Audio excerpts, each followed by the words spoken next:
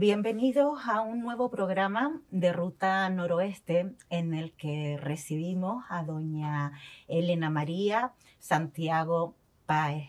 Bienvenida. Bien hallada. Nacida en Madrid, con raíces familiares por parte de padre en Guía de Gran Canaria, Elena María Santiago Páez es doctora en Historia del Arte por la Universidad Complutense de Madrid. Es miembro del Cuerpo Facultativo de Bibliotecarios del Estado y también es, entre otros méritos, bibliotecaria emérita de la Biblioteca Nacional de España. En estos días visita la que es también su tierra, Gran Canaria, visita el norte de la isla, visita el pueblo de su padre, porque va a tener lugar la presentación de un estudio bibliográfico sobre Miguel Santiago Rodríguez, investigador, historiador, archivero, un trabajo escrito por el actual archivero municipal de Guía, Sergio Aguiar Castellano, y que ha sido precisamente prologado por usted. ¿Qué destaca de este trabajo? Pues destaco el enorme trabajo que ha hecho Sergio, un trabajo de investigación digno de un gran archivero, investigador. Ha rastreado la vida de mi padre en documentos de todo tipo, en periódicos, ha buscado noticias, ha buscado su bibliografía, la ha ordenado y realmente ha reconstruido su vida, su gran obra, y lo ha escrito todo con un enorme respeto y un enorme cariño. Y realmente pues la familia le tenemos que estar muy agradecidos, y también al ayuntamiento y al alcalde y a la concejala de Cultura, que han promovido este libro, porque realmente la figura de mi padre, él se fue de Guía a los 20 años y prácticamente no volvió, pero él siempre tuvo claro que lo que él llegó a ser fue gracias a la ayuda y al apoyo constante que tuvo de Canarias, del Cabildo, del Ayuntamiento de Guía y de su familia, que él pudo estudiar gracias a ellos. Y eso siempre lo reconoció, y siempre que pudo lo dejó claro, lo expresó, y toda su vida fue devolver de alguna manera, a través de sus investigaciones, lo que habían hecho por él. Como decía, nacida en Madrid, me comentaba antes que a Canarias en toda su vida ha venido, creo que esta es la quinta vez que viene, las otras pues incluso de pequeñita, pero en su casa familiar, Canarias siempre ha estado muy presente. Siempre, mi madre decía que mi casa era como el consulado de Gran Canarias en Madrid. Canarias siempre ha estado presente en mi casa. A mí, al ahora buscar documentación sobre mi padre para poder apoyar el libro de Sergio, he repasado muchos documentos, he visto muchas fotos, he visto cartas, y los nombres que aparecen me son muy familiares, porque yo he vivido entre nombres canarios y he vivido entre canarios, eso es verdad. También hablábamos de esos viajes de chiquitita en barco, que eran todas una odisea porque nos tenemos que trasladar hasta los finales de los años 40, que nos parece tan lejano, y también que en algunos de esos viajes coincidía con la celebración de las fiestas en honor a la Virgen. Claro, es que cuando has citado los papahuevos, yo me acuerdo, tendría 7 años, 7 años, la primera vez que vinimos toda la familia, y estábamos en las fiestas, y yo me acuerdo de los papahuevos, y yo era muy, muy pequeña, y aquello se me quedó grabado, porque cada vez que veníamos a guía, la familia, yo creo que vinimos solo 2 veces, pues porque era muy caro, éramos 5 y realmente era muy caro venir a Canarias entonces. Y la verdad, el recuerdo sobre todo de 2 veranos en guía, para mí yo creo que es el recuerdo mejor que tengo yo de mi infancia, porque fue pasar del pasillo de mi casa de Madrid a una finca donde trabajaba un tío mío, llena de plataneras, la finca del Drago, que era maravillosa. Y aquello era la libertad, era correr entre las plataneras, entre la acequia, los bichos, mis primos. Realmente fueron 2 veranos muy, muy felices. Padre y madre, archiveros y bibliotecarios, y usted también opta por esta profesión. Pues sí, vamos, me llamaban la pura raza, porque por parte de padre y madre yo he vivido entre fichas, entre libros. Los dos, mi padre y mi madre, tenían pasión por su trabajo. Ellos tenían muy claro que ellos eran funcionarios, que un funcionario público lo que tiene que hacer es estar al servicio de la sociedad. Trabajaron muchísimo los dos. Yo los recuerdo siempre trabajando. Mi padre se levantaba a las 6 de la mañana y se ponía en su despacho a teclear, probablemente trabajando en la revista de Estudios Atlánticos, de la cual él era el secretario, o sea, hacía todo el trabajo editorial. Y pues a las 5:30, a las 6 de la mañana, hasta las 9 que se iba al Ministerio de Asuntos Exteriores, y luego por la tarde trabajaba en la biblioteca y archivo de la Academia de Farmacia. O sea, era trabajar, trabajar, trabajar. Y mi madre igual, por la mañana en la biblioteca y por la tarde con nosotros, y también haciendo libros y catálogos. O sea que era inevitable que yo fuera bibliotecaria. Además, como una anécdota nos contaba también fuera de cámara, que el aparador que es tradicional en nuestras casas con la vajilla heredada de los abuelos, en su casa pues estaba lleno de cajas de zapatos con las fichas de los libros de sus padres. Exactamente, era siempre a un lado del aparador las fichas de mi madre, los índices. Mi madre hizo 2 obras fundamentales sobre el grabado español, la iconografía hispana y el repertorio de grabados españoles de la Biblioteca Nacional. Son 2 obras claves a partir de las cuales empieza la investigación sobre el grabado español, porque ella era la jefe de la sección de Bellas Artes y dibujos y grabados de la Biblioteca Nacional. Entonces, en un lado estaban las fichas de sus catálogos y en el otro estaban las de mi padre. O sea, cajas de zapatos siempre. Pero bueno. Estamos hablando de una profesión que en cierta forma está de espalda al reconocimiento social. Incluso yo me atrevería a decir que tanto la investigación como las bibliotecas son las hermanitas pobres de lo que es el mundo cultural. No sé si comparte esta visión y cómo valora pues el devenir de la profesión en estas últimas décadas. La profesión ha cambiado mucho porque han cambiado los instrumentos de trabajo.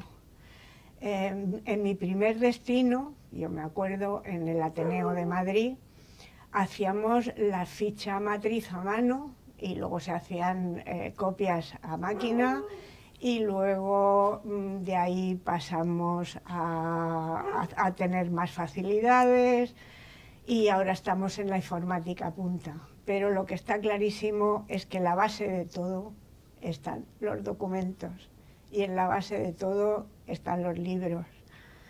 Y la cultura empieza por ahí y eso no se puede olvidar. Eso no se, hay que partir de la base. Y si se ignora la base, el resultado puede ser muy equívoco y es peligroso. Su padre fue un investigador, archivero, historiador reconocido de esa raza de antes. ¿Qué recuerda de la forma de trabajar de su padre? Pues yo lo recuerdo en su despacho transcribiendo documentos, leyendo microfilms, con un método y un rigor enorme. Son los investigadores antiguos que parten de las fuentes y a partir de las fuentes ya se elabora la teoría, pero yo recuerdo siempre a mi padre trabajando, siempre trabajando día y noche, en vacaciones y siempre que podía, y de un rigor extraordinario, porque él tenía muy claro que la cultura era la base de todo, que la educación, él empezó siendo maestro y tenía muy claro que la educación básica para todos, para los niños y las niñas, era la única manera de que la sociedad progresara y que crear ciudadanos que tuvieran criterios propios para poder juzgar los acontecimientos era fundamental. Era crear personas que pudieran juzgar, que pudieran valorar por sí mismos sin creerse lo que le diga a cualquiera, porque eso es lo que hace tener una mente libre. Y eso es crear ciudadanos libres y esa es la base del progreso de los países. Y él decía que la educación era la base de todo, que el punto de partida eran los libros y que los libros estaban en las bibliotecas. Y por eso siempre que pudo, en la primera parte de su vida, siempre que podía, montaba una biblioteca. Y podemos hablar también de ese trabajo de investigación que tiene como el principal objetivo la universalización del conocimiento. Siempre, siempre. Él tenía claro que su aportación sería siempre Canarias, porque era lo que él quería, lo que él amaba y que era, en cierta manera, el devolver a su tierra lo que su tierra había hecho por él, que era apoyarlo a base de becas para que él pudiera estudiar, porque él era de una familia muy humilde. Y él pudo estudiar pues, gracias al cabildo, al ayuntamiento y a su familia. Y entonces él quería devolverlo a través de sus investigaciones y dar a conocer Canarias en todas partes. En todos los foros que él podía, hablaba de Canarias, siempre. Comentaba usted que si él podía, donde podía, montaba una biblioteca y años después, pues viene a resultar que la biblioteca de Guía lleva el nombre de Miguel Santiago. Eso, bueno, para él hubiera sido una satisfacción. Es lo mejor que ha podido hacer Guía por él, era ponerle nombre a una biblioteca, ponerle su nombre a la biblioteca. Y además es una biblioteca tan bonita, está tan bien hecha, el edificio es precioso, la adaptación del edificio, realmente él estaría orgullosísimo. Gran parte, por no decir el legado de su padre, está depositado en la Biblioteca Insular de Gran Canaria. ¿Satisfechos con esa decisión o cree que se le está sacando muy poco partido a esa obra tan magnífica de Miguel Santiago?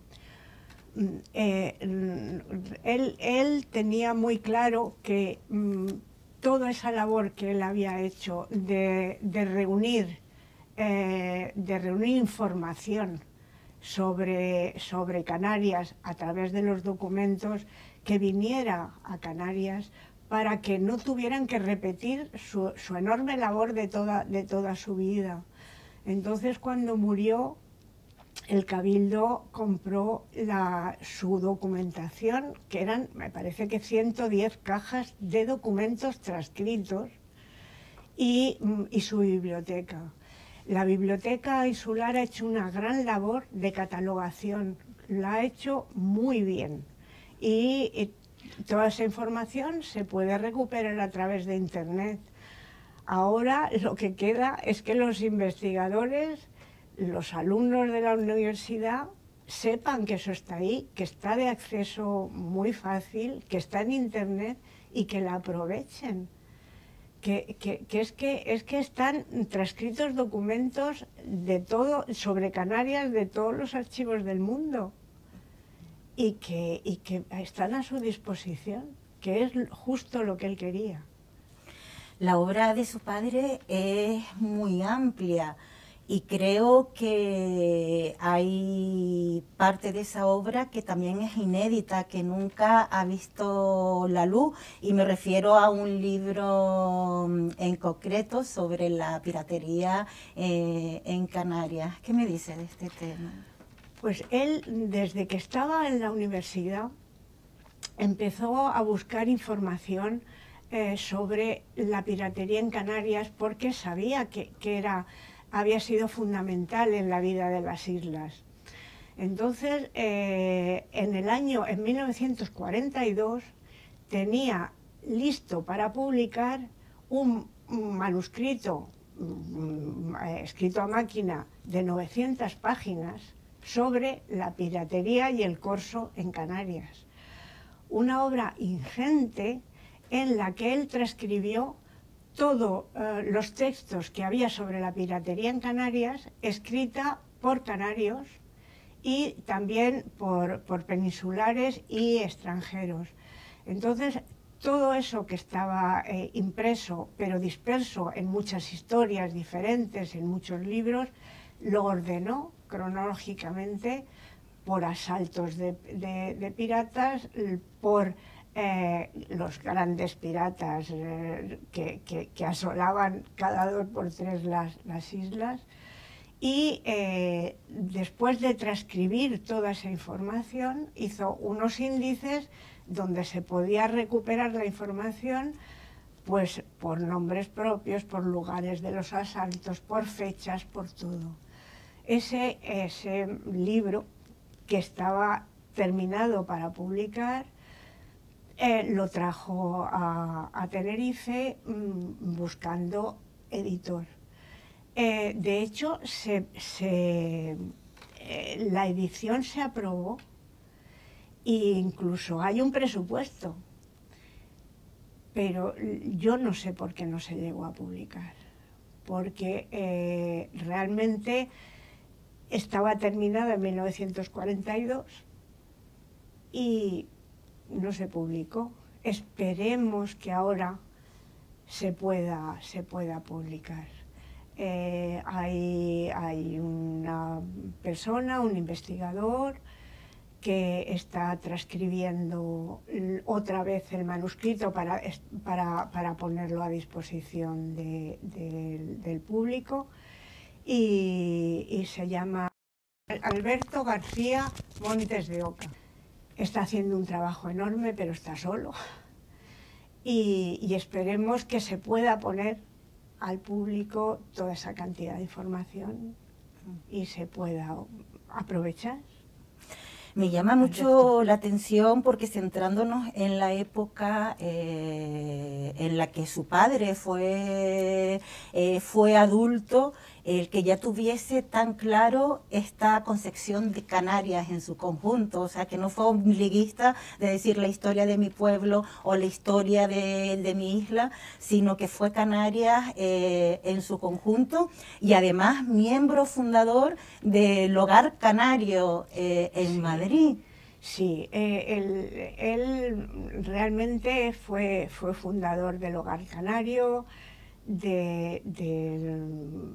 siempre que podía era Canarias, porque en Madrid había una pequeña colonia y querían unirse y querían apoyarse, y realmente el Hogar Canario, yo lo recuerdo de pequeña, era un centro alegre, era un centro donde iban rondallas, donde había conferencias, había muchos actos, y era un centro de unión donde ellos se encontraban hermanos, hermanados, porque había personas de todas las islas. Yo creo que el Hogar Canario en aquel momento, en los años 50, 60 y 70, fue muy importante como un centro de encuentro y de unión. Puede decir eso también, que en aquella época un adelantado al ver la historia de Canarias, sí, como región, a lo que ahora nos parece tan normal, en aquella época no lo era en absoluto. No, porque él tenía una idea de conjunto global. Creo que para eso fue muy importante, contribuyó mucho el que en el año 30, en el año 34, cuando se casaron, mi padre y mi madre estudiaron juntos en la universidad y fueron compañeros y matrimonio toda su vida. En el año 34 se casaron y a mi padre le encargaron que viniera a Canarias a ver qué pueblos querían tener bibliotecas públicas, porque la Junta de Intercambio que había en Madrid, la Junta Central, quería fundar bibliotecas en todas las poblaciones de un número de habitantes razonable. Entonces se encargaron a mi padre que fuera a visitar todas las bibliotecas todos los ayuntamientos que habían solicitado tener una biblioteca, para apoyarles, ayudarles a hacer la documentación, formar un poco a los bibliotecarios. Entonces, vienen de viaje de novios, deja a mi madre con mis abuelos y él se va a recorrer todas las islas para ver qué ayuntamientos de todas las islas, de 7 islas, habían pedido bibliotecas. Ese fue el viaje de novios, pero él aprovechó no solo para visitar esos pueblos, sino para escribir un informe interesantísimo sobre cómo eran los pueblos, qué industria tenían, cómo se vestían. Hace un estudio etnológico de todas las islas. Y él esa visión global siempre la tuvo. Nunca ha tenido solo una visión pequeña de su pueblo. Para él eran las Canarias. ¿Qué representa para usted este viaje? Bueno, pues estoy entre reír y llorar todo el tiempo. Es importantísimo, importantísimo. Este homenaje a mi padre para nosotros es como hacer justicia con una persona que era muy modesta, una persona que jamás presumía de nada, que fue un trabajador infatigable, que lo único que quería era muy agradecido y muy reconocido, y lo único que quería era devolver a su tierra lo que la tierra había hecho por él. Entonces este libro, para mí este homenaje es lo mejor que se podía hacer Canarias por nosotros. Doña Elena Santiago Páez, muchísimas gracias. A usted, a ustedes. Gracias.